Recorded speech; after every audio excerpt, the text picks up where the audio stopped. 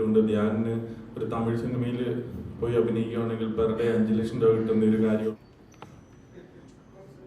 വളരെയധികം സന്തോഷം. എബ്രാഞ്ചാറിന്റെ അല്ലെങ്കിൽ ഷീലു എബ്രാഹിമിന്റെ സിനിമ എന്ന് പറയുന്നത് ഞങ്ങളുടെ ഫാമിലിയിലുള്ള ഒരു സിനിമ തന്നെയാണ്.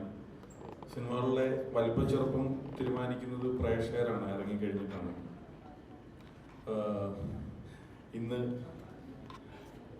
നിങ്ങൾക്കറിയാം, എബ്രാഞ്ചാറിനും ഷീലു എബ്രാവും നീലും ഒക്കെ കറുത്ത ഡ്രസ്സ് ഇട്ടിട്ടാണ് വന്നത്. എബ്രാഞ്ചാറിന്റെ ബർത്ത്ഡേ ആണ്. അവരത് ഒരു കരിദിനമായിട്ടാണത് പുള്ളി മാത്രമല്ല.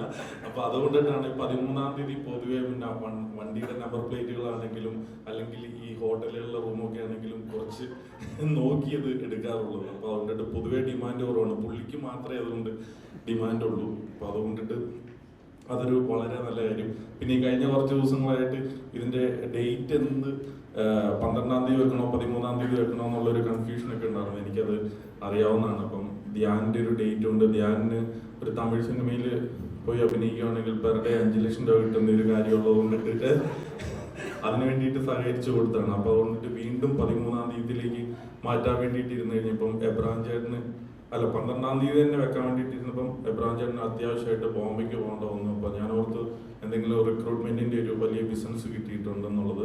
അതല്ല, അപ്പൊ അവിടെ നിന്ന് മകള് വിളിച്ചു പറഞ്ഞു, അവിടെ ഇപ്പൊ പുതിയതായിട്ട് കയറിയ താമസത്തിന് വേണ്ടിയിട്ട് കയറിയ ഫ്ലാറ്റിൽ ഒരു എലി കയറിയിട്ടുണ്ട്.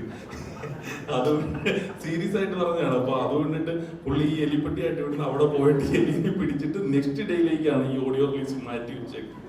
അത് ശരിയല്ല, തന്നെ 13 ആദ്യം വെച്ച്, പിന്നെ 12 ആക്കി, വീണ്ടും 13 ആക്കി. അപ്പോൾ എനിവേ ഇതൊരു ചെറിയൊരു നർമ്മത്തിന്റെ ഒരു ഇതിൽ പറഞ്ഞതേ ഉള്ളൂ. എനിവേ വളരെയധികം സന്തോഷം. അനുപേട്ടൻ നായകനാകുന്ന ഈ സിനിമയ്ക്ക് ഏറ്റവും ആപ്റ്റായിട്ടുള്ള ഒരു ടൈറ്റിലാണ് ഈ സിനിമയ്ക്ക് ഇട്ടിരിക്കുന്നത്. ഈ സിനിമ ഒന്നല്ല 2 പ്രാവശ്യം ഞാൻ കണ്ടതാണ്. അതിനും എനിക്ക് ഭാഗ്യം ലഭിച്ചു. ധ്യാനിലൂടെ ഒപ്പം ഇരുന്ന് കാണാനായിട്ടും അല്ലെങ്കിൽ കൂടി ആൾക്കാരുടെ ഒപ്പം ഇരുന്ന് കാണാനായിട്ട്. അപ്പൊ എബ്രാഞ്ചേട്ടന് വളരെ നിർബന്ധമായിരുന്നു. കാരണം ഈ ഇന്റർവ്യൂവിലെല്ലാം വരുമ്പം ധ്യാൻ സിനിമ കണ്ടിട്ട് വേണം അഭിപ്രായം പറയാൻ വേണ്ടിയിട്ട്. സാധാരണ എൻ്റെ ഒന്നും ഒരു സിനിമകളും ധ്യാൻ കാണാറില്ല. അപ്പോൾ കൊണ്ട് ഈ സിനിമ ധ്യാൻ കണ്ടിട്ടാണ് എൻ്റെ അഭിപ്രായങ്ങൾ പറഞ്ഞിരിക്കുന്നത്. എനിക്ക് വളരെയധികം സന്തോഷം. Thank you. നമ്മുടെ ഈ ഒരു പാട്ടിന്റെ വരികൾ എഴുതിയിരിക്കുന്നത്